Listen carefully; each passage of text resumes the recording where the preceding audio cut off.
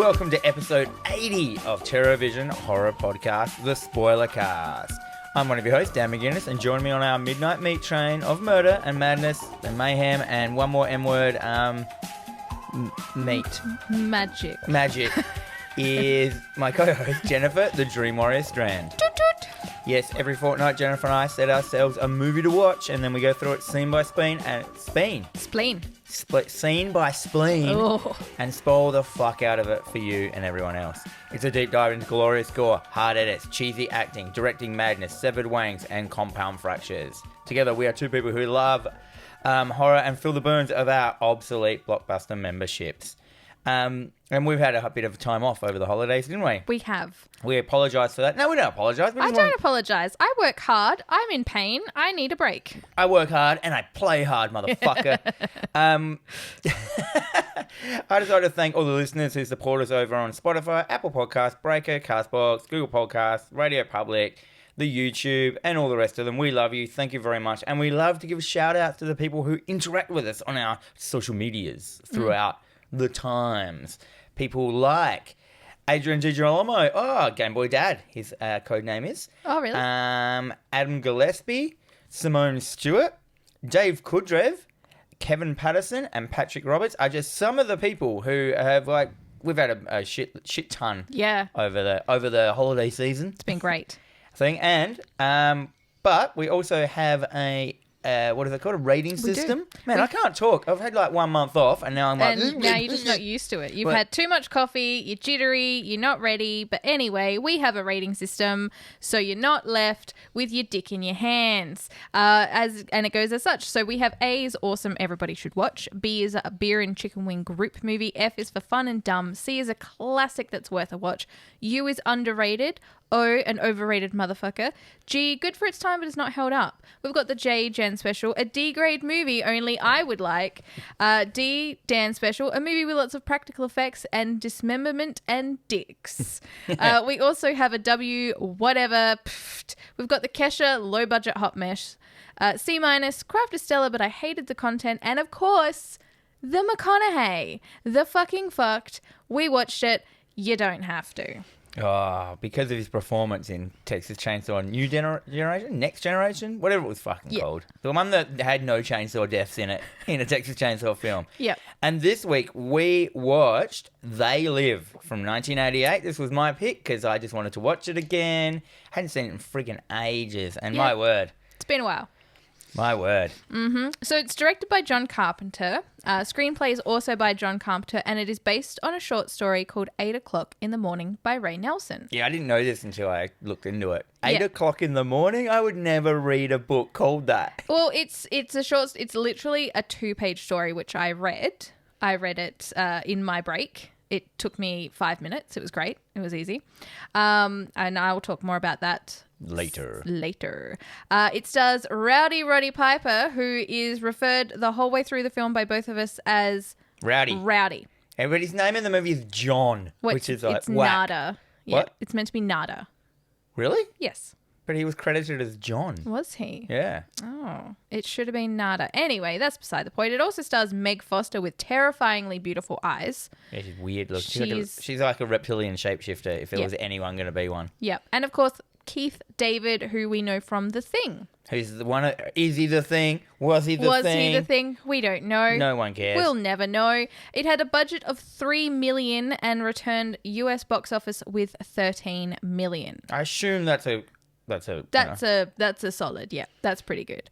What's its catchphrase and whatever they're fucking called? Hook. You see them on the street. You watch them on the TV. You might even vote for one this fall. You think they're people just like you. You're wrong. Dead wrong. It's a fucking long I know. And the plot line is even longer. Nada, a wanderer without meaning in his life, discovers a pair of sunglasses capable of showing the world the way it truly is.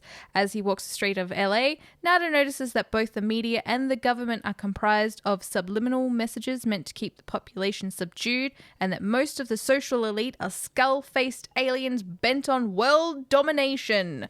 With this shocking discovery, Nada fights to free humanity from the mind-controlling aliens. Pretty much the whole film. That's the whole film. I would have written this, just a bit more aloof than that, Give it a bit more like, ooh, now I don't have to watch it. Yeah, it's like, skull-faced? You had me at skull-faced. Skull-faced aliens. Skull-faced glitter aliens. I loved these the glittery these aliens. Anyhow, we're already spoiling it. There might be a person out there who hasn't seen this film. So maybe. This is for you, that person. Yes. So... how does it start? Okay, so it opens to this very heavily graffitied wall in a train yard. We see Roddy Piper walking in. It's drizzling. He's got a backpack. He's asleep. He's got a sleeping bag. So it kind of we get this sense that he is like homeless. I thought of like a traveling hobo. Yeah. But not a gross one. The working poor. I did like that there was all the graffiti on the wall, and then They Live. Yeah. When the film was turned into the graffiti on the wall. I thought that was really really good. A good little effect. And it really sets the story of like, this what side of town are we on? Because it's like in all the synopsises it says like, did it say an unnamed town? Well, it's LA. So it's Los Angeles. So it's so this whole title sequence with a really fantastic sort of blues style synth soundtrack is just him walking from this train. It's not even a train station, it's a train yard. So he's clearly gotten off of a train that he's jumped on. Because what's his name? Director John Carpenter did all the music. Yeah. And you can fully tell. Yes. It's just him noodling on his guitar like yes. down, down, down, down. Yep. And it's that kind of like traveling hobo music, that kind of like good, like what is it, acoustic jazz? It's like a bass or something. It's blues. Just down, down, down, down with him, walking along the tracks, motherfucker. Anyhow, he's got his his backpack, his sleeping roll on top of that. Yeah. If you don't know what he looks like, he's a big man with a blonde mullet. Yes, he is. So he's an ex-wrestler. Is he a wrestler? He was a wrestler during this time. There was a lot of controversy surrounding that. Oh, really? They didn't want him to do this film, and he was just like, fuck you. Oh, the Wrestling Federation didn't want him. Yeah, I think he actually quit the Federation to do this film. I don't know that. Don't hold me to that. Anyhow. So yeah, we get this crazy sequence of him walking towards the city, then he's walking through the city. And it shows the city's in shambles. Yeah, it's sort of very 80s, very desolate, very, it's very low socioeconomic. It's like Wall Street's plummeted and everyone who isn't the rich has lost their jobs. And so they're not all gross people on the street. They're just all families and, normal people. Lots of people lost their jobs. That's the scene. Anyhow, Rowdy, as we've called him, goes to the Centrelink. That's what I said. He goes to his local Centrelink. He's looking for a job, but nothing available. He's got skills. They're multiplying. He's got tools. He's got this. He's got that. But no. They're like, nah, you got nothing. Nothing. Get the fuck out of here. And he's like, fuck. So he leaves, and he goes past a street preacher. We see this blind street preacher preaching. Mm-hmm. He's preaching about they're watching us. This shit's going down. Nothing but ruin and misery. Ruin and misery. Doomsaying. Yeah. And he looks at him for a while and just walks on and stuff like that. Yeah. He, it cuts to him getting in his sleeping bag on the streets and out the back with a couple of other, down the side of an alley. So he's like, he's hitting it hard at the moment. He's got nowhere to be. He's got no job. He's come to the city for, a bit of he's just drifting. He's a drifter. He's trying to do the right thing by himself. He's still got this horrible optimism that I feel he shouldn't have. Yeah. Which he will lose. Spoiler. Next morning, he gets up. He goes down to a construction site. And he's like, you want, got any work? I can work. And he's like, I've got my own tools, just. And the dude hassles him and he's not in a union. But then he just gives him a job anyway? Well, yeah, because he's like, it's a union job. And he sort of turns and looks and it's literally just obviously illegal immigrants who are being paid cash in hand. So it's not like a proper union job. It's union wink wink. Yeah. Anyhow, basically cuts to him he got the job. You got the job, Rowdy. Yes. Good on you. Yes, Rowdy. First rule of this job, not allowed to wear a shirt. No, and you're not allowed to sleep on site either. Oh, we're not allowed. Yeah, because everyone is homeless. Yeah, so literally even if you've got a everyone. job, you're still homeless. And we get introduced to the new character, Frank. He's lovely. Well, he is the guy from The Thing. So Frank, played by Keith David. Mm-hmm, so they kind of just have a chat and Frank says to Rowdy if Got nowhere to go. There's a soup kitchen down the road. And Roddy gives him like a weird cold shoulder. Yeah. Just like ignores him. And he's like, fine, fuck you. Fuck you, buddy.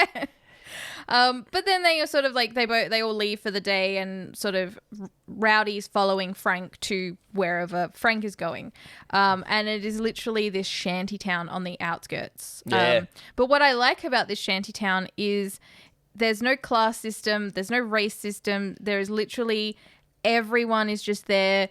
You know, they're all playing with each other. They're all working together. They're all cooking together. They're all sort of bringing. Yeah, it reminds me of like a disaster. Refuge. Yeah. Like there's been a disaster.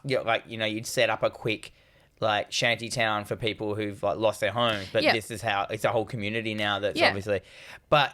What I actually thought it was just a bad representation of a shanty town. Everyone was too clean and shit like that. There was a lot of cleanliness in this shanty town, but because it's not real, because they had to make it for the film. There's a bunch of funny little things in this film. They do. Anyhow, so Frank and Rowdy are now mates. Frank explains that how the rich are getting richer and the poor are getting poorer. Yeah, well, you forget about the golden rule, Dan. He who has the gold makes the rules. It's true. It's true. We get a bunch of poor people watching TV, and all of a sudden, and there's a bum there. He gets a couple of lines. He reminds me of the drinking guy from Independence Day, the dad. Yeah, who saves the day in the end. He flies his plane to the alien spaceship, taking it down. But they're watching TV around, outside, around a fire drum, hobo style. Is hobo a politically correct term? I don't know. They're rough sleepers. They are rough sleepers. And all of a sudden, the TV goes, and on comes a really boring-looking man, and he just monologues. He goes, "We're being controlled by the government. The government are taking over the airlines. It's all mind control, etc., etc., etc." You get the idea. Yeah. There's a rogue radio station somewhere, TV station out there, warning everyone of fucking the reptilian shapeshifters. This to me screamed conspiracy theory shit, eh? And 100%. And I love this film, but it also was solidifying idiocy that is now a thing. Yes. Back then, this was all a cool idea. Now it's like Kool-Aid motherfuckers are jumping on lizard people and shit and taking it fucking seriously. So I had this like the sci-fi in me loving it, and then the reality of me of like seeing all these idiots in real life these days, flat earthers and all that shit. Like going, yeah, this is kind of like solidifying it for him. Could this be the seeds that were planted for these people back then that made them think that this shit could be real? Yep. Fucking hell. It goes deep. You could write a thesis on this movie. Yeah. You could. You could write a thesis on some of the mistakes. You could. Anyhow, Rowdy, like, he's just like, oh yeah, TV, going on and off, whatever. It's like I got a bit of a headache. He's more interested in that. He sees the blind street preacher from before. Going into a very suspicious church, because nothing's more suspicious than a preacher going into a church. I know, which is conveniently located across the road from the shanty town. So, anyhow, Rowdy gets sus on this church. He's like, "What the fuck?" It's like I'm gonna go stick my nose in where it. I'm gonna stick my mullet in where it doesn't belong. Which is everywhere in the world, in the universe. Literally everywhere. So he goes in, and there's like a church choir playing. He kind of sneaks in. He does. He's just there's an awesome bit where he kind of like walks up to the door and then casually leans against the wall like to look inconspicuous. It's like, and it's I've so got good. up to thievery. So it's like, yeah, casual, Rowdy, casual. And he just walks into the open church. Yeah. Like, but it's like a meth lab is functioning in this church, and we still don't see this choir or this choir. Yeah, there's music. all like beakers filled with colourful liquid, because we all know that is science. Science. But cardboard boxes everywhere, and it's a very small room, and we hear the choir the whole time, so there's obviously choir going, but like he kind of walks over and it's a tape recorder. And it's not really a choir. Why would they have to fake a choir? That's crazy. Cut to the next room. There's men in there, the most boring looking dudes you've ever seen. These dudes look like the guys that are going to sell your fucking car. Yeah, pretty much, yeah. And they're having this conversation. So he overhears everything. And it's basically, well, this is the station that where They've set up this fake TV station to hack into channel 54. This is where the weird signal was coming from. This is where it's all happening. And they need to push the signal further. They're not getting further enough than across the street. Convenient. So basically, this is the resistance organisation trying to push out the signal further. And they are set in a church, the most conspicuous church, like 2-roomed church. It could have been anywhere, but doesn't matter. No, it's fine. So the preacher catches Rowdy and kind of runs him out of the freaking church, and he goes off into back to Shantytown. The blind preacher finds him, goes, "Let me touch your face." Why? He wants to know who he is. So he wants to remember what he looks like. Anyhow, Rowdy, he's like, now I'm really sus. He gets some young kid and trades something for some binoculars. And then he sits there, and this is so good. So it's daytime, the shop. He's sitting there looking at the church through the binoculars, like sussing it out from a distance. Like, it's just a church across the road. I don't know why you need binoculars. No. And then the next shot is him that basically cuts to nighttime, and he's still looking through the binoculars just at the church. So he sat there for a whole day. He clearly didn't go to work. He clearly didn't go to work. And he just sat there looking at a church through binoculars for like 6 hours. Rowdy. Once he gets an idea, he goes through with it. Anyway, he watches it for ages. Yep. And then all of a sudden, bam, a fucking helicopter comes out of nowhere. Oh. And cops.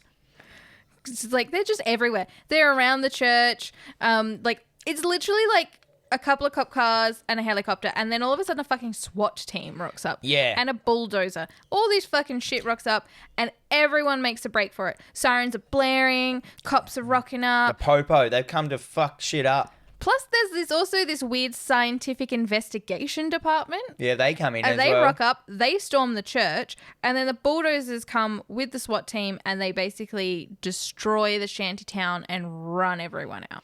Yeah, and I like through this whole. So this is chaos. There's like people running everywhere. There's fucking dudes with trudgeons beating people up. There's a bulldozer running through all the fucking caravans and shit. And then there's this Rowdy standing there. Just watching. He's not even running or anything. He's like slowly walking as if he's trying to look inconspicuous. It's so good. It's like I can blend into any location I want. can hide behind my mullet like a cape. So everyone sort of starts to But then Rowdy realises he has to run. Yeah. Like, oh shit, maybe I should run now that people are getting shot and killed. Yeah, maybe. Could be good. So he runs off. He runs down an alley when he finds that the cops have bailed up the hacker guy from the TV and the preacher. And the cops basically just start beating them. And he doesn't do anything. No, he doesn't do anything about it. Instead, he makes a break for it. He runs. He finds some other guy who's like cowering in a corner, picks him up, and then they take cover in an abandoned building. Which is just... Well, the guy he picks up is the kid he bought the binoculars off of originally. Is it? Yeah. Oh. That's why they they gave him a bit more He's sitting bit there, more he's screen like, time. where's my fucking binoculars, mate? He goes, you gave me, the money you gave me wasn't. It was like rowdy bucks. Yeah. You're drawing them yourself. They don't work. Anyhow, so they go into an abandoned building. There's a bunch of other people hiding out there as well, and they had some snarky lines, and then it's the next morning. Mm-hmm. Shantytown is gone. It's like it never existed. Convenient. So, but everyone is around, and they're picking up the pieces of But like most of it's gone. Like it's been completely gone. They've even come and cleaned it all up. There's a couple of keepsakes. Yeah, it's like shit. But out of everything that has not been destroyed, the TV. There's a TV still sitting there, still playing, just playing in the background. Just why not? But Rowdy doesn't pay attention to that. He doesn't want to watch his Saturday morning cartoons. He heads for the church. He's like, there must be some clues. Yeah, I feel that there's clues. From that room full of cardboard boxes. And he goes in there, cleaned out. Lab is gone. Fuck. All the boxes are gone. Apart from one box, which they kind of pre-shadowed before that he saw was like in a wall cavity, kind of like. So he gets a cardboard box. One of the cardboard box. The rare cardboard boxes. That whatever they were making...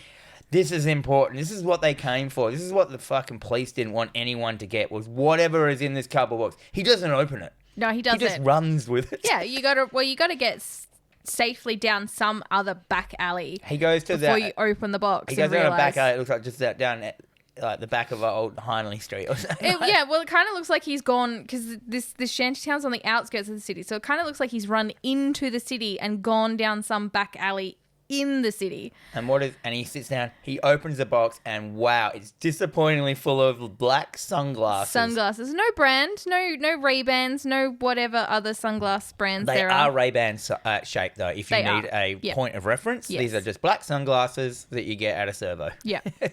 So he looks at them and he's like, Huh. fucking glasses, this is bullshit. It's like Anyhow, I kicked down a wall for this. He takes one pair. He's like, well, might as well take a pair of sunnies. Yeah, so he dumps the box. In a bin. No, he kind of Well, hides he it. hides it, yeah. Hides it in a bin. Why would you hide it in a bin? I know. Rowdy, haven't you been around? Bins get emptied. They do. Anyway, he takes a pair of sunnies. He walks off. He strolls down the street. He's strutting now. He's not worried about hiding. He's just like, don't.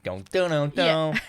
He puts the glasses on because it's sunny. Yep. Why wouldn't you put the glasses on? And suddenly he realizes that it's black and white when you look through the glasses. And I'm like, that's a terrible set of sunglasses.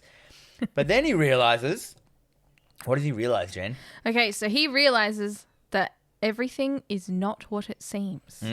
So in place of billboards and magazines, there are these... Basically any everything. advertising. There is subliminal messaging. And the subliminal messaging is so good. Yep. It's Obey. just white. It's just white. Yes. With black fucking Arial font writing. And it says stuff like you said, like... Obey. Marry and reproduce. And then no independent thought. Consume. And the watch whole town. television. Yep. Like, and there's such good, like... And it's the most ham-fisted, like, subliminal messaging ever. Marry and consume. Yeah. Buy products. Don't question authority. It really made me want to go out and buy stuff. Yeah, and because like, there's a really good... This is a great scene. Because you can tell... I love this You could scene. tell that when it's looking in the black and white, it's models.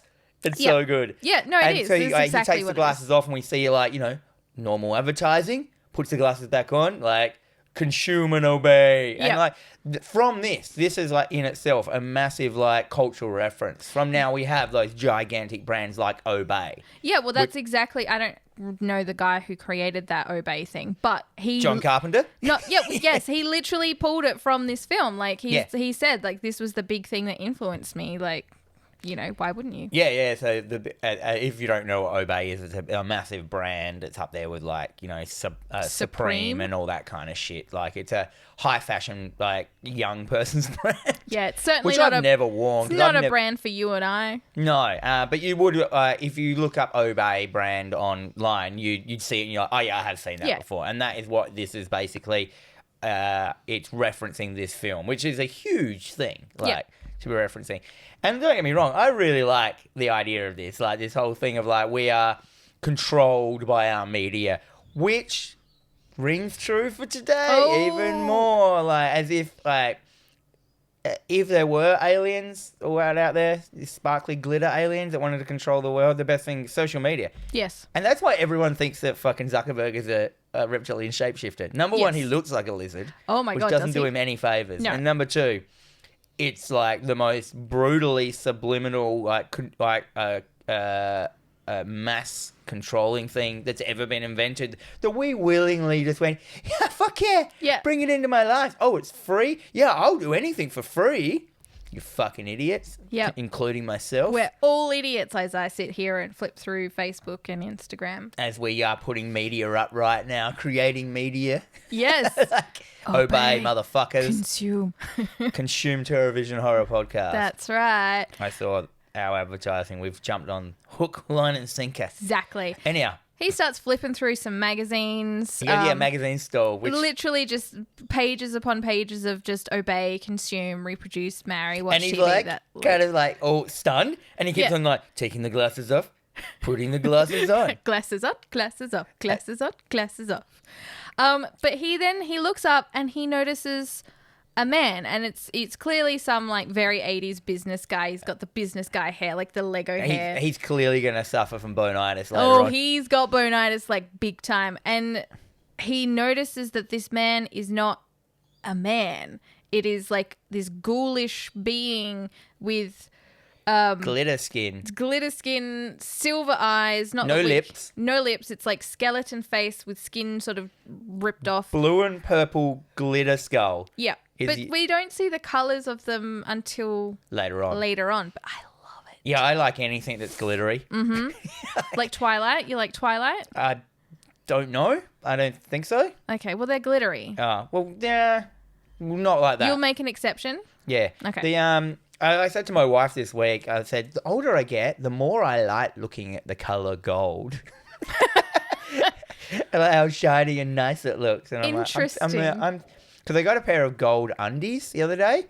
Like their bonds and the band at the top has it's got glitter stitching in it of gold, and I just like Really? looking at my golden undies. And then I went out and bought some silver undies. Yeah. Not as good. Not as good. I should Not have as bought good as 6 gold. pairs of the golden undies and made my feel. You know, you've got a good pair of undies that when you wear them, you think you're going to have a great day. Yeah. Not superstitious. You just know, I just know that I've got the good undies. That, you know, if I get hit by a car and my pants fall off You're happy you're wearing and I'm on the those undies. news, people are like, that's some glitter undies. It's real funny you say that because I have those undies on today. Oh, really? Yep, they're my anything is possible today undies. You've got reach for the stars undies.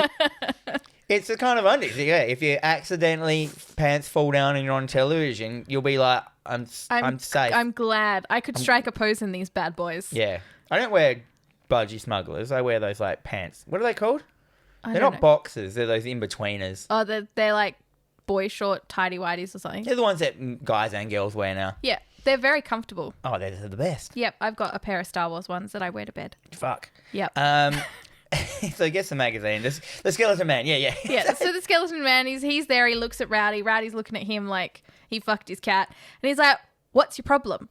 And he's like, just a fucking alien kind of guy and just... Yeah, Nope. he's just kind of stunned. He just doesn't know what to do. And he kind of looks around. I think you see there's a couple of other, the glitter skeletons, Yeah. as I call them, around. But my favourite bit in this scene is when the dude pays for something with money and he looks at the money through the glasses. The dollar bills are just white bits of paper that say, "This is your God," Yeah. on it. And I was like, that's wicked. Yep. Oh, Carpenter, you genius bastard. You fucking dog. So Rowdy walks off and he stops at the traffic lights, and at the traffic lights there's just like this sort of thing going around, and it literally is just John Carpenter's going, sleep, sleep. So it's like sort of radiating this like hypnotic kind of like thing. And it kind of has a bunch of shots showing that there are alien or the glitter aliens intermingling with normal humans as well. So Yeah. they're in there. About 50%, it looks like 50% of the world are aliens, 50% of them are normal humans, but the humans don't know. Yep. And I'm like, yeah, cool. But there's the reptilian shapeshifter fucking conspiracy theory. Yeah. Well, it's fantastic as well because there's like this one alien. She's there. She's getting her hair and nails did. There's some other lady who's like buying stuff and loading up the car with, she's having this sort of like judgmental, like gossipy talk with the human friend. And Well, the aliens are also hook, line, and sinker kind of into this whole world. They love the gossip. Like, Yeah, they just think like humans. it's absolute yuppie greed. But then, like, Rowdy goes into, I don't know what, he's in a supermarket like or a something like supermarket, that, yeah. and he just blows his cover so hard. He just walks up to an old lady and starts paying the shit out of her. Like, lady, you're fucking ugly. Yeah. Like, I put these glasses on and you look like a piece of shit. I take them off and you look like a lady. So I'm like, he just blows his cover. Like, And then all of the people, all of the aliens, all the ghouls that are in this supermarket, glitter skeletons. glitter skeletons, I apologize. They all start Talking into their talking watches. into their Rolex watches. They've got Rolexes. They've all got Rolexes. and, and they're like, we have one that can see. And so, they start describing him and he's just like, oh, fuck. And he kind of bails. And I'm like, we've got Apple Watches now. It's not heaps exciting, like to think of a watch you can talk into. I know. I was literally having a conversation with my wife on it yesterday. Anyhow, Rowdy fucking realizes that he's done a dummy. And he's like, fuck, I better go. He bails, but then some cops pull him over. He ponks the glasses on. He can see that are they both? Yeah, this time they're both. They're both glitter skeletons, glitter aliens. Yeah. And they're like... They try to reason with him. Yeah, they talk into their watches as well. And they're like, we found him. Yeah. We found the seer, or whatever he's called. Fucking hell. And they're like, look, mate, they're trying to reason with him, but he's Roddy fucking Piper. So he kicks the crap out of them, steals the guns, and he basically just starts shooting. He shoots them both. He kills both the cops. Now, I like to think in this movie every time I watch it is like, from a normal human's perspective of what Rowdy is, he's just gone. He's just snapped and he started murdering indiscriminately. Yeah. It's just like he's like a mad gunman. He's like a school shooter in this film. Like, Well, okay, so I was doing a little is bit this of like reading. justification of why some school shooters, why people go on shooting rampages? This is exactly what I was like reading about when I was sort of doing a little bit of behind the scenes reading is like this. I mean, not to justify anyone's behavior at all, but this is like the other side of it. It's like, why do school shooters walk in and pinpoint these particular people? Because they're glitter aliens. But yeah, I was like, well, don't justify mass shootings. No, but then I think they also but then there weren't as many in America back then. No, I think they did a couple of things to sort of justify like that this is not okay. You do not just go shoot people. Well, then he goes into a so now he grabs the fucking cops' guns. He grabs the cops' shotguns. Yeah. And he walks down the street. He's got the fucking sunnies on. He's got the guns and all this shit. And he walks into a bank. And he like backs into the bank and then then turns around and he's like, oh fuck, there's a whole bank full of people. Yeah, oh fuck, I'm in a bank and I've got shotguns. I look like a bank robber. What am I going to do? So what do? You say the line. Oh, the line. What is it? Please. Oh, Dan, you say the line. Come on. He's no, I'll get it wrong. It's just like, I've come here. He just out of the blue says this line. He looks around. Everyone stops in the bank. And he does it so perfectly. Everyone looks at him. And we can see through his vision that half the people are fucking glitter aliens. Half the people are normal people. And he just looks and he just goes, this is an opportunity to be cool. And he goes like, I've come here to chew gum. I come here to kick ass and chew bubble gum. And I'm all out of bubble gum. And I'm like, bubble gum? Yeah. That's such an uncool word. Well, it is. Gum. Chew gum. Bubble gum. Bubble gum is what kids have. Bubble gum is American. It's an American institution. Bubble gum. I say that as an Australian who's never been to America. Do you know what, though? It's true, though, because I didn't see him chew bubble gum for the whole film. Well, yeah, right? So he just came to kick ass? Yes. Like, that's why he came maybe to the the whole city. film was him arriving in LA to find bubblegum and he couldn't find it anywhere. So he's like, you know what? Fuck this. I'm going to kick some ass instead. So then he just starts to shoot everyone. He does. He starts shooting all the glitter aliens. He sees are aliens, but other people see that they're not alien. They don't know. They just see fucking some dude come in, say a line with a mullet and start gunning people down in a rampage and not steal anything. No, he just shoots people and then he fucking makes a break for it. And we see one of the glitter aliens. He's like in the corner. He's on his fucking telly watch talking, going, he's here, motherfucker. He's in the bank. And like Rowdy looks at him, goes to shoot him, and he goes, ha ha, presses a button on his watch. And he's like, voonk, and he teleports out. And we're like, oh, they can teleport now as well. No one's ever seen anyone teleport before. No, the plot thickens. And we don't really see it again. So Rowdy now casually just walks out the back of the bank. Yes. He's fully doesn't even run in this scene. It's like they shot this scene first and didn't realise he's going to be running out the bank. Yep. Like he's just done that. And yeah, what does he see out in this back alley? Oh, he sees a drone. A flying saucepan. Yes, it looks fantastic. And then something comes out of it and he's just looking up and having a good old chat to it because it's clearly identifying who he is. It's like, yes, we've caught him again. We know where he is.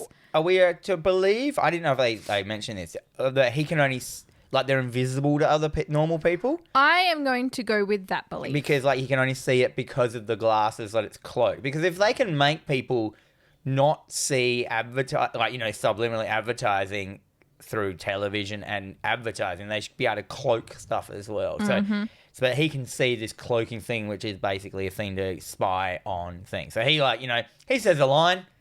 What does he like? And then he shoots it. Yeah, I don't know I can't remember. Because the American way to solve things is to shoot things. And yeah, a cop sees him shooting at the hair and comes out and Ray looks at him. We see he is a human cop. Yeah, so he's not an alien cop. I think this was also one of those scenes that they utilized because they didn't want to make it so that all cops are glitter aliens and bad guys that need to be shot. So he kind of just wanted to be like, okay, this is just a normal guy. All right, buddy, beat your feet. And he kind of just... See, I got the opposite out of this scene. I got the idea is that like Rowdy only wants to shoot people that aren't like him. I got the xenophobes vibe out of this bit, but I'm sure that's not what it was supposed to be. But I'm like, oh, it's okay if you're a human. But all these other glitter aliens that are probably just living normal lives that have nothing to do with, like, you know, the glitter aliens have families. Well, they just want to be here, like glitter kids. Well, yeah, because there's clearly, you know, I mean, obviously, like police, but we don't really see any stacking shelves in a supermarket. No, that was the thing that they kind of have been alluding to as well. The glitter aliens get all the jobs. Yeah, they get all the promotions. Yes, they go up further up the food chain. So all the glitter aliens give the other glitter aliens the best jobs, where humans are left to do all the shit work. Yeah. Like work for a union construction company. Yeah. But, so that's the evilness of them. And I'm like, that's kind of just what society is.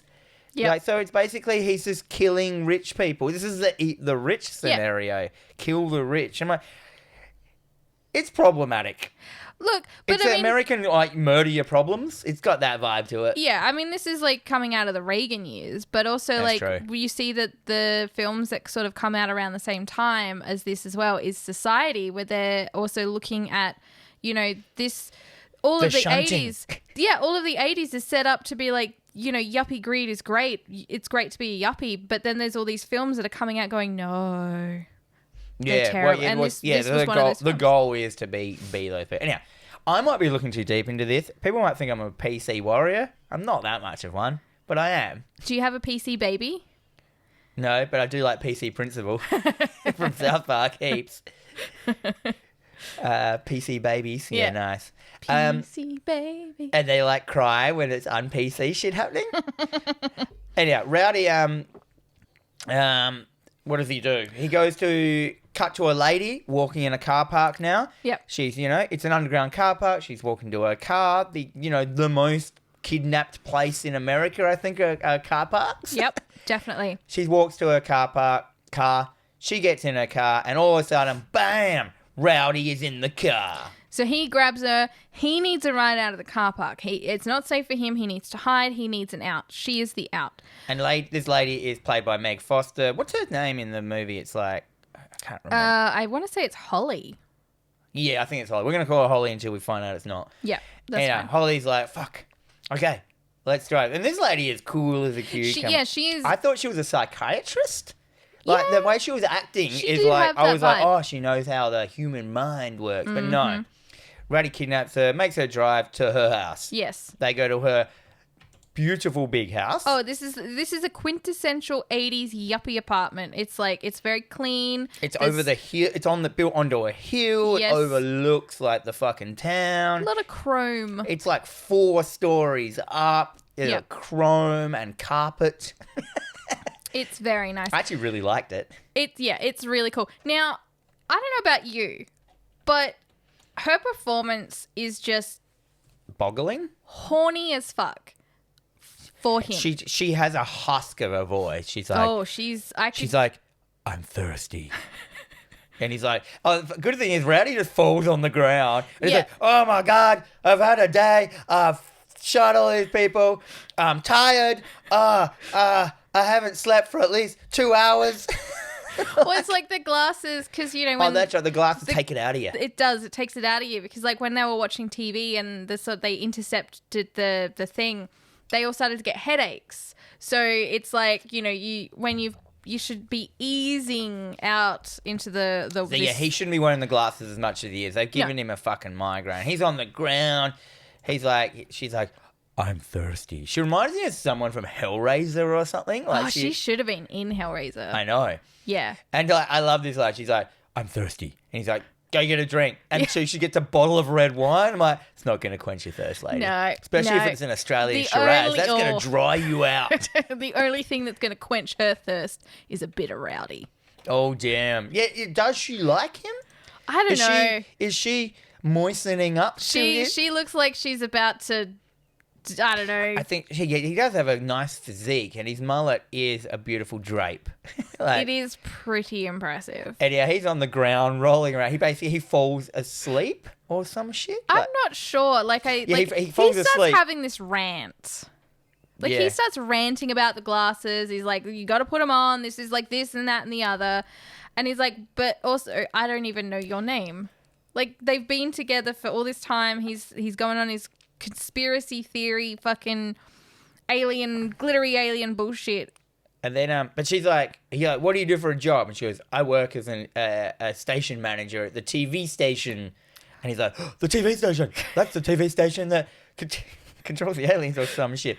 Anyhow, in this whole conversation, he explains the whole of what's going on. He has the glasses. He's like, put them on and see. And that for some reason, she just doesn't. And he goes, fine, don't then. Yeah. Just fucking push him onto her face. Like, yeah, well, you know. So she doesn't put the glasses on. You got to consent to that. You don't put some glasses on someone's face unless they ask. Well, you've just kidnapped her at shotgun point. Yeah, okay. Anyhow, she somehow tricks him, smashes the bottle of wine over his head, which would kill a person. Yes. And then kicks him out of the window, the plate glass window. He falls down 4 stories, head first. Down a hill. Into a hill, a fucking cliff. Yeah. Rolls down at probably another fucking 200 meters. Yes.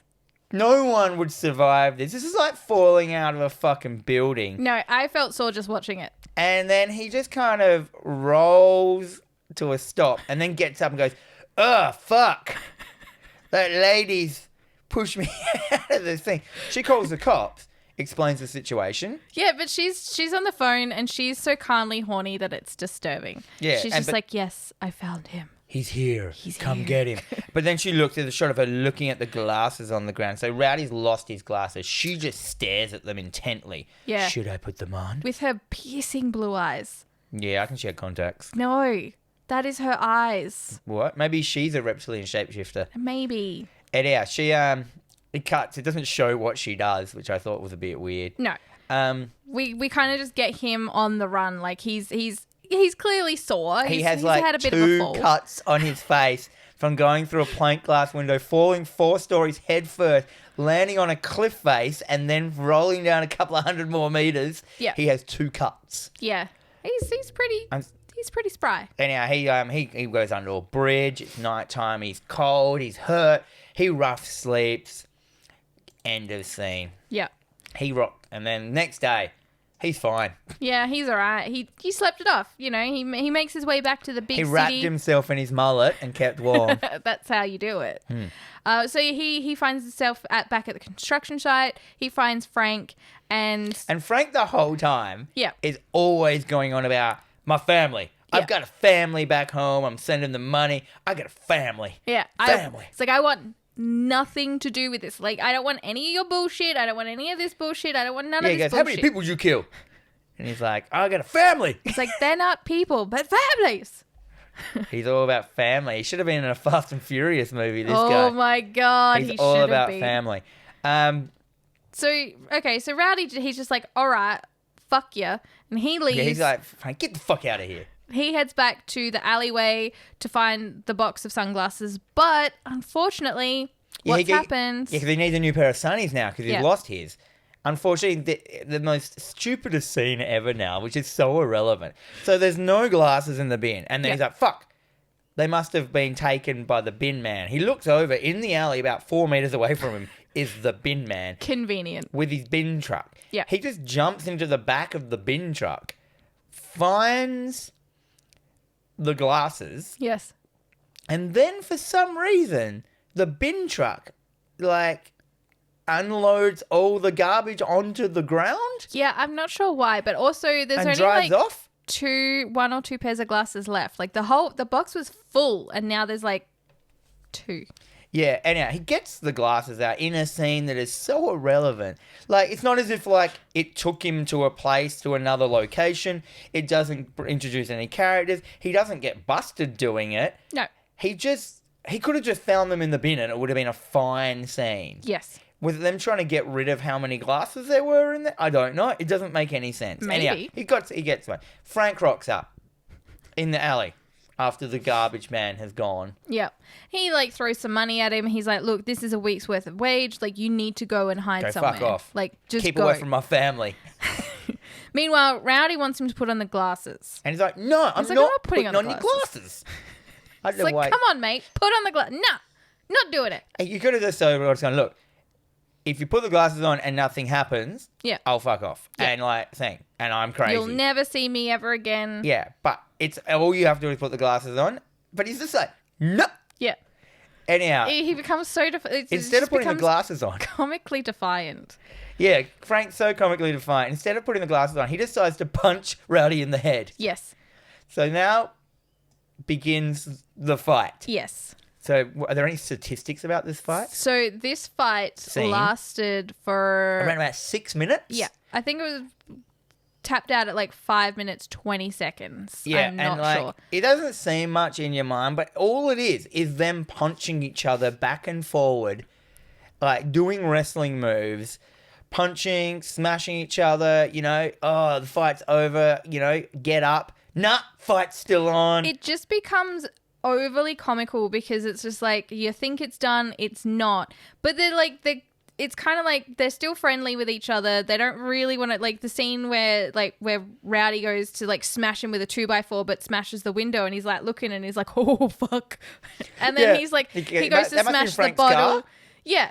So he goes to smash the bottle doesn't smash properly. He's like, fuck it. And then they go for another round. But I think It keeps ending and starting it again. starts again. Like And twice. so they'd originally done this fully choreographed thing, and I think John Carpenter was so impressed by it because he's like secretly this crazy wrestling fan, that he was just like, yeah, we'll put the whole fucking thing in.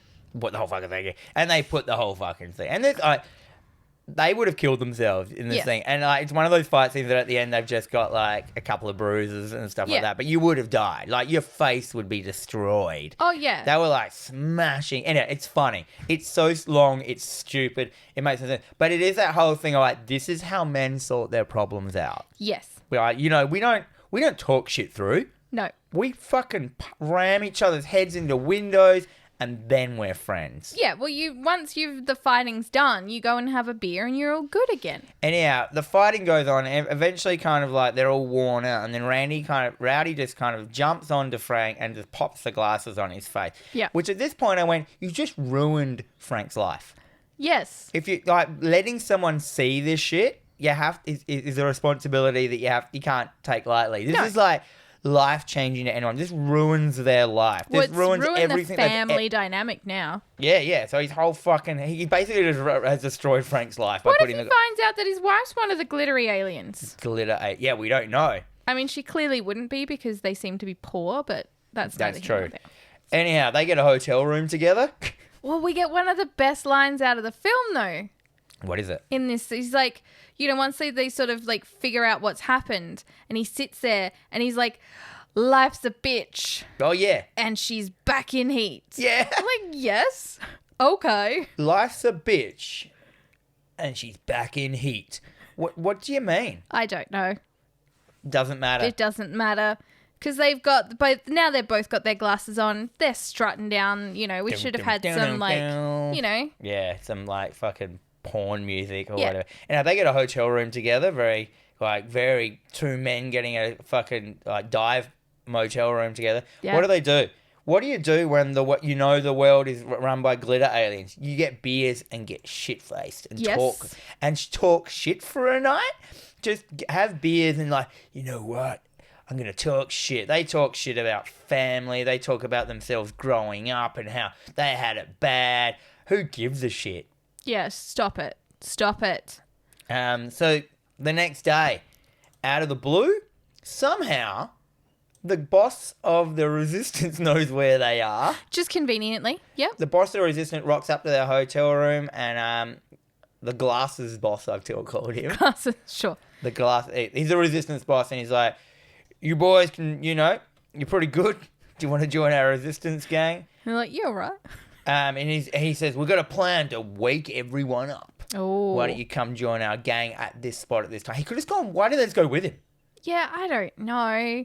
There's a They couple just of holes in He's this like, plot. we've got a spot to meet, so let's meet later. Anyhow, Yeah. nighttime hits, and Frank and Rowdy, they go to the Resistance meeting. Yeah, so they rock up, they swap out their sunglasses for contact lenses. Yep. So this is new, it's cool, so they won't be detected because the glitter aliens would be looking for anyone wearing sunglasses now. So at this point, I was like, hang on.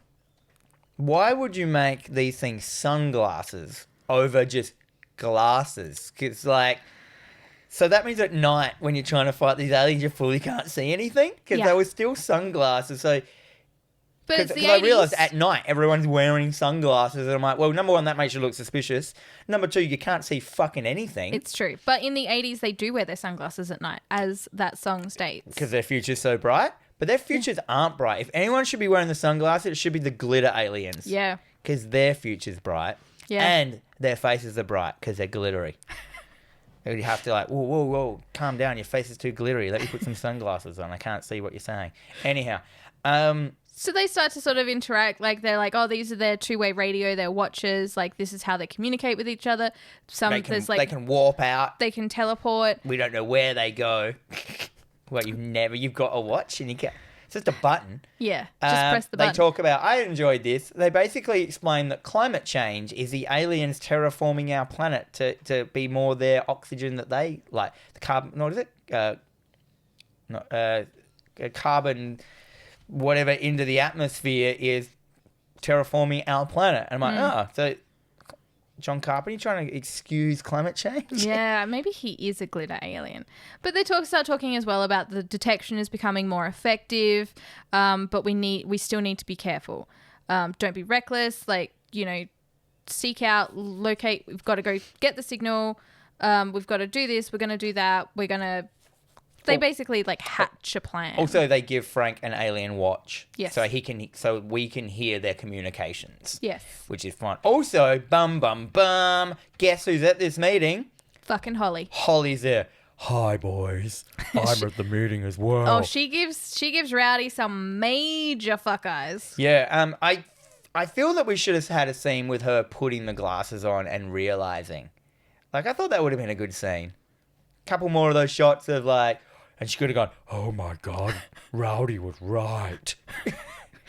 Or something. Anyhow, she's there now. She's in the resistance. Because how did she know where they were? Do they just know when someone puts a pair of glasses on? Yeah, there's like a little signal that goes off. I'm not sure because she is... What? I'll get to it because I feel that there is a moment later and I don't want to spoil it even more. So all of a sudden, bam, the wall blows up and the police storm in, shooting. The resistance meeting is ruined. Oh they my haven't God. even bought fucking orange slices out No, yet. they didn't even get the Tim Tams and coffee out. That's is bullshit. It's a shame. But there's fucking carnage. Like, they are just opening fire on everyone. No, I wrote in my notes, all the minor characters get killed. Oh, curse those minor characters. The cannon fodder characters all get killed by the SWAT glitterers. Damn. And then we move out to the alleyway and we get this really cool video game-esque sort of alleyway shootout where it's like the maze things and running around. This whole time Frank's trying to fix the watch because there's something wrong with it. Rowdy's covering him. He presses a button and... A portal opens up. Damn. But it's not like... That doesn't make sense because so the portal opens and it was like... It's a hole in the ground. Your watch has malfunctioned. Oh, yeah, and that's it's right. like... You have 10 seconds to enter the portal. Yeah. Your watch has malfunctioned. Because they're cornered in this alley with, the SWAT team coming. There's a portal that's like on a time limit. So they just jump into it. They're like, let's both jump into the hole. And it's a perfectly like cut blue hole in the ground. They go through the portal and they land in what looks like to be like, it's like kind of like a big cement hallway. Yeah, it's like this weird underground bunker, facility. Which I thought was a big alien bunker, but no. No. So they overhear two... And they both have handguns now for some reason. Yeah, I'm not sure where They got had them. machine guns a second ago, and now they just have handguns. Yep. Doesn't matter. They were armed to the T because they were in the resistance meeting. But now they're in, and the hole closes up, so the other aliens can't follow them. Which I'm sure they have watchers at work, But and also they they have teleporters. They could... Yeah, no, don't think about it. Anyhow, They overhear two guards talking about how the terrorists have been eliminated. did you see what they were using as their walkie-talkies? The PK meters from PKE meters. Oh, from Ghostbusters. Yeah, so the things that detect ghosts and the they were that the exact prop is used in this as alien walkie-talkies multiple times. Yeah. And they're used as like to find people or to find something or other. Something. So yeah, they've just used the PKE meters. I don't know where they got them from. The set of Ghostbusters. Yeah, you're right. Probably set of But Ghostbusters too. I loved that. I was like, ugh, weird. Yeah, it was awesome. So they find themselves like, they find themselves into this banquet room. So it's I call basically it a ballroom. Yeah, well, it's basically one of those like hoi polloi kind of like functions where all the rich go and they spend $15,000 on a table and they feel like they're contributing to society. Yeah, they write checks for funds and organisation. That kind of shit. Everyone's everyone's seated. They're all in tuxedos. What's going on? They're talking. There's a speaker talking about how we are richer than ever now. We are rich. The poor people are poor. We're getting richer. Our plan is working. Basically, and he's like, by the year 2025, protection and domination of the human power elite. But they're bragging. Yeah, they're having a brag. They're basically stroking each other's dicks on how good they are. And Pretty they much. walk in and they're just like. They're dirty. They're sweaty. They're in their They're normals. mullety. They're mulleted. They're in a tuxedo. And then the bum from earlier comes up that was watching TV. And he's in a tuxedo now. And he's sold out to the aliens. So this is a dinner so you can sell out to the aliens. You can, and then you move faster up the food chain if you are in with the aliens. And I'm like, why would they do that? The aliens. They're better off just killing you. Well, yeah, but also I guess it's still like even powerful people in powerful positions still need someone under them to do the dirty work. So the bum recognizes them and he goes, you guys are fucking sold out too. Let's go. And he decides to give them a tour. Yeah, they're looking dirty and sweaty and he's like, you sold out? Let's go for a walk. Because they've got guns. Yeah. And, so he gives them a tour of and then at this stage you realise, so they're walking down. He goes, hey boys, wait till you see this. And they go into a room. Now this is the most boggling bit. They go into a room which seems to have one wall is open to a portal to outer space. Yep. And so it's just a room. One wall is outer space. So we're underground. So the wall must be a portal to fucking somewhere. We can see Saturn in the background and stuff. They tread on They're on the floor. There is a pad. You tread onto the pad, and you get turned into a ball of light, and you shoot out into outer space, as in into interstellar travel. And the bum's like, this is how they get around, and this is how they come to Earth. I'm like, whoa! They come to Earth through a wall. That's just it. Somewhere. I'm like, okay, that's weird. Okay, but cool. Well, I can deal with this. They're in a giant underground base. We don't know where they are at the moment, and I thought that's cool with a bit of sci-fi to it. There's a wormhole to another dimension down there. That's how they travel back and forth between their own world, and cool. And then so they look at that and they're like, whoa. And then they leave and goes, where do you boys see this? This will really blow your mind. And they just go into a room and it's just a TV station. Yeah, so they're in the master signal room at Cable 54. Which is where conveniently Meg Foster, old mate Holly, worked. But I'm like, whoa. Why is this the main attraction? As there was a wall to an interstellar travel thing, but the main attraction is this is where they shoot the news. and I'm just like, oh my God. And I'm like, then you realise that they are not in an underground base. They are just in a TV station. Yep. So the aliens' whole world-dominating base is just a television station with an intergalactic wormhole in it. I'm like, okay. So you can get on board with that. Rowdy and that are like, can we go in and watch TV? I've always wanted to go into TV. And then they just pull their guns out and start shooting people. Yep.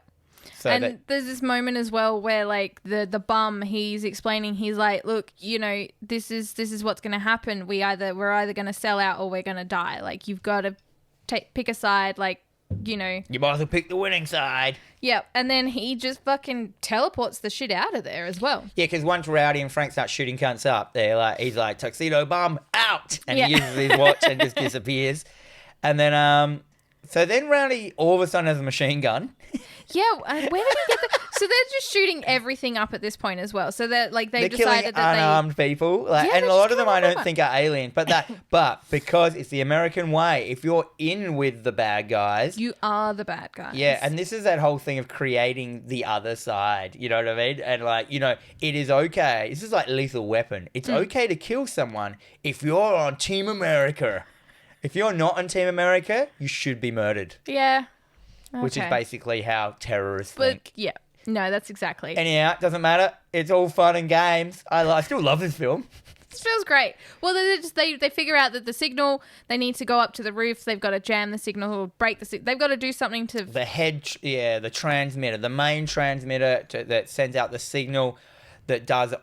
It's not just the signal to the TV shows. It's the signal that clouds the minds of everyone on the planet to make them not see the subliminal advertising. So it's basically, if they destroy the signal machine on the roof, everyone will see the glitter aliens. Everyone will see the consume signs. Basically, their cover's blowing. Mm-hmm. And I'm like, okay. Yep, sure. But they run into Holly. And he's like, because the whole time Rowdy's like, we got to find Holly. Yeah. And I'm like, okay, cool. They run into Holly, and Holly's like, what the fuck? It's like something's happening.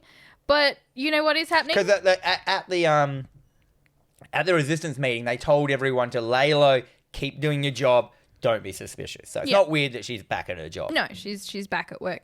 But Holly has a gun. Yeah, well, there's a hallway shootout. Oh, yeah, sorry. There's a hallway shootout, which is pretty cool. And then, they're running to the roof. Rowdy runs ahead. And then Frank is there as being Frank, going, my fucking family! And Holly just pulls out a gun and shoots him off camera. Yeah. That's all we see. I don't even think we see her shoot him. No, she just pulls out a gun and holds it at Frank. And he's like, the fuck? And then it cuts back to a Rowdy. And now he's on... So we assume... So Frank just dies off screen with not even seeing the bullet go off. And now he's not in the film. No, he's gone. He's just gone. He doesn't even get a dignity of a death. It's like he left the film. Yeah. And they didn't have time to shoot his scenes or some shit. Anyhow, Rowdy's up on the roof now. Yep. And he's got his little pew pew pew shooter. It's the tiniest gun in the world. Teeny tiny. And he just he gets the signal machine. He goes, Frank, Holly. He just assumes they're behind him. Yeah. Because he's Rowdy. And then she's like, Frank's not coming. Yeah. I'm here, but Frank's not. And so Holly pulls out she pulls the gun out on Rowdy, and Rowdy's like, you're in it the whole time, or something like that. Yeah, so she's like, don't interfere, you cannot win. So this is at the point where I'm like, okay, she was in on it from the beginning. So he kidnaps her, she knew from the very... I reckon it's just like... She's one of the elites. It's a huge, convenient, Conspiracy? Not conspiracy. I've lost my word. Convenience? Not convenience. Coincidence. Coincidence. That he just happened to come across her. And then at the, at the house, he's explaining all this stuff. And this is why she's not freaking out, because she knows what's happening. She doesn't have to put the glasses on because she knows what's happening. But she infiltrated the resistance. That's right. Yeah. Anyhow, Rowdy just turns around and shoots Holly. She falls over. She's out of shot. She's not in the film anymore. Done. At least she got a shoot scene. Yeah. Better than Frank. And Frank and his family.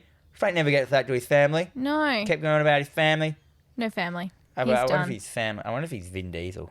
Anyhow, Rowdy turns around and shoots the signal machine with one bullet. Yes. And it explodes. Yes. And I'm like, oh my God. But don't forget, at this point as well, there is like a helicopter that shoots him and he just goes, ugh. Yeah, so they shoot him with one bullet. He falls over and just looks at the helicopter and gives it the finger. The worst finger. Yeah, it's like the finger you're trying to give your sibling if you're trying to hide it from your parents. Yeah, it's like a curled finger. Yeah. A curled middle finger. And I'm like, whoa. Is Rowdy, that's it? Yeah. So Frank died. This is all in 1 minute. Yes. Frank dies off screen. Fucking Holly gets shot, dies. Frank shoots one bullet into this machine, into like a giant... It's like a radar dish. It just explodes from one bullet. The most fucking volatile machine in the world. And Not only that, they only have one. This one machine that takes one bullet to explode. There's no backup generator. There's no backup machines. These aliens, they have interstellar travel down below. A wormhole to another dimension. But they make a machine that's basically made out of nitroglycerin. Yep.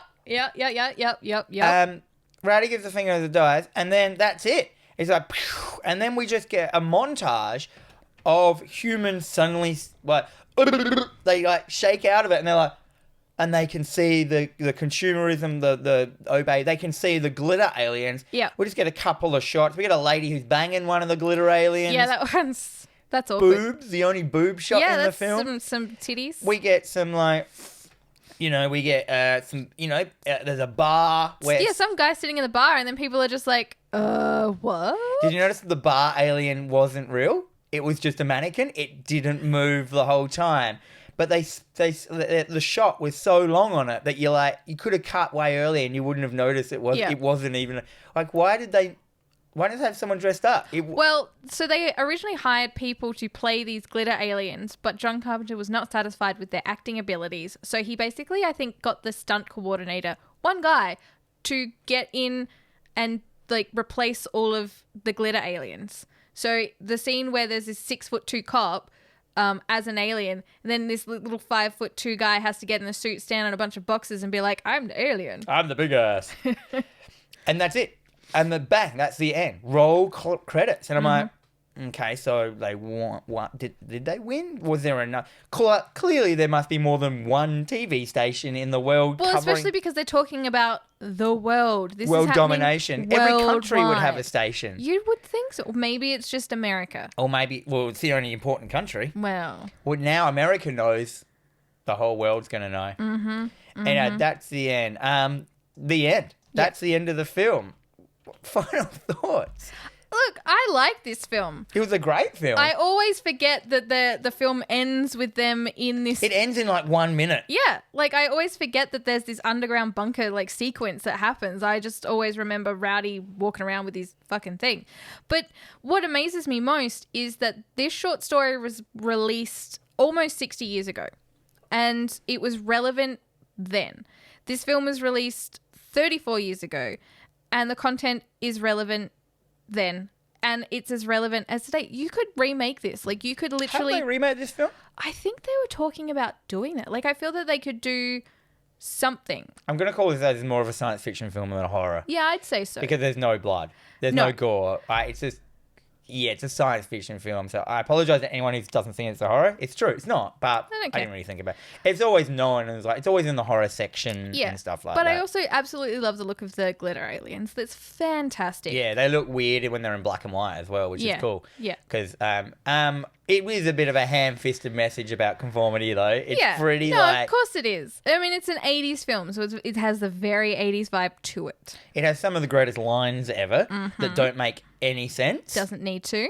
Like the bitch in heat, the bubble gum. There's a couple of other ones that were in there as well. Like it's like Rowdy's whole job was just to say lines. Well, so Rowdy had this notebook where he had written down these one-liners for his wrestling career. So if he was doing a thing and having to, do that wrestler one-liner, like he had this book full of them. Do you reckon they were his lines? Yes, they were his lines because he was showing John Carpenter. He's like, really? I like that one. Yeah. That's hilarious. Because, I'm going to say the bubblegum line here. And life's a bitch and she's in heat. What? What do you mean?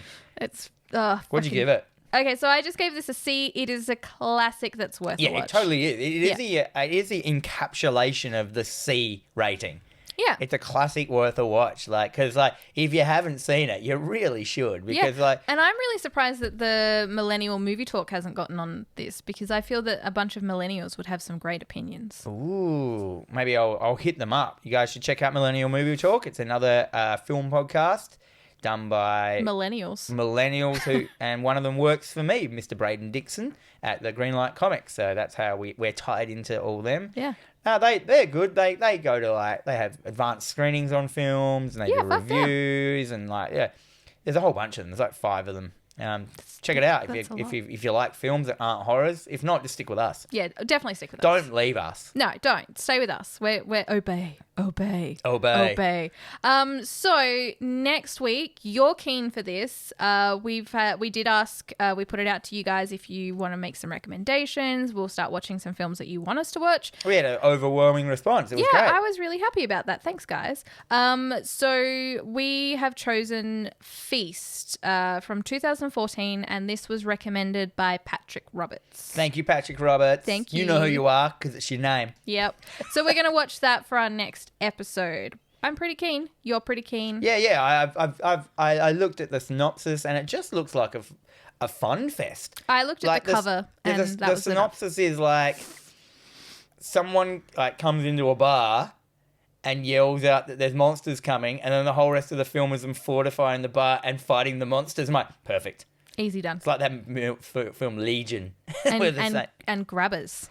And Dusk Till Dawn. Yeah, and okay. But yeah, so we're going to be I'm watching hoping it's Feast. that. And apparently it's got a lot of blood in it. Yep. And yeah, I'm please, down. Please, more blood. Can't be as much as the new Evil Dead film, but pretty good. So much blood. Anyway, you have been listening to TerrorVision Horror Podcast with Dan and Jennifer. We are available on all major podcasting services and also on the YouTubes. But no matter where you choose to consume us, please make sure to hit the like button, subscribe, leave a comment or a review, and make sure you share it with all your friends. You can interact with us on both Facebook and Instagram at TerrorVision Pod. It'll keep you up to date with upcoming episodes, trivia, and of course, memes that are 100% 3 years old by now. And we also have a website. Oh, we do? We do. I did. You did a lot of this. I'd forgotten I'd done that, eh? Yeah, you did the initial setup, and I'm like, you know what? I've got some time on my hands. I'm going to do some things. So Is there a blog post on there? there is a blog post on there. And you know what? I'm going to definitely try to make sure that I do more, especially with these films. And then our splatter chatter episodes, plus other stuff if I feel like having a bit of a write. So it's basically a blog. Yeah. Nice. yeah. Until next time, life's a bitch and she's fucking on heat.